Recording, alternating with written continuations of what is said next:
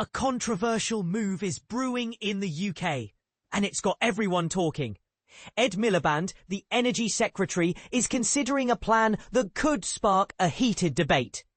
Despite Labour's promise to not grant new drilling licences in the North Sea, Miliband is exploring ways to boost oil and gas production without breaking that pledge.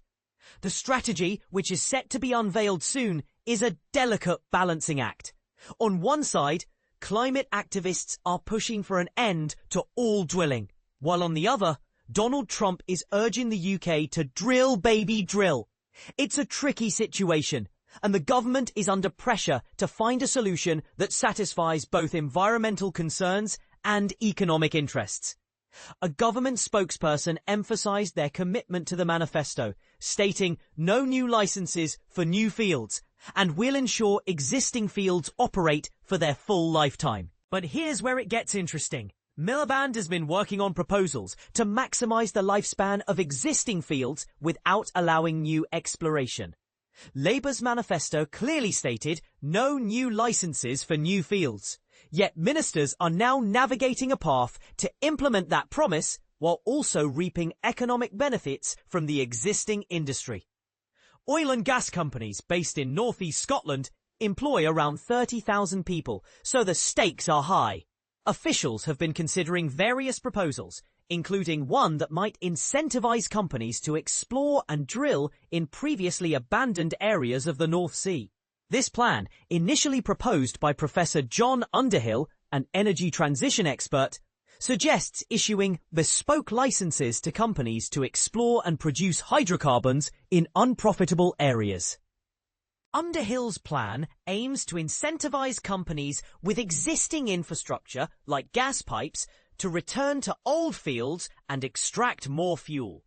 This could be coupled with measures to reduce the industry's carbon footprint, such as banning the burning of excess gas, known as flaring. However, this proposal has sparked controversy among Green campaigners.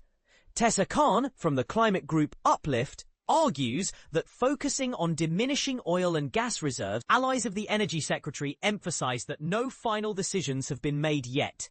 The oil industry claims they can extract over 7 billion extra barrels of oil and gas if given permission to explore and produce in nearby waters.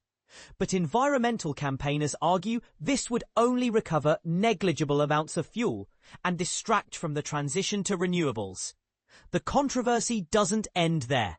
Miliband might also face a decision on whether to approve two controversial new oil fields, Rosebank and Jackdaw. Shell and Equinor, the developers, need to reapply for environmental permission after a judge overturned their previous applications. If they do, Miliband will have the final say. The Energy Secretary could potentially allow these sites to proceed without breaking Labour's manifesto promise, as they already have licences and he would only be issuing environmental permission. This complex situation highlights the challenges of balancing environmental goals with economic realities. It's a delicate dance, and the UK government is walking a fine line. What do you think?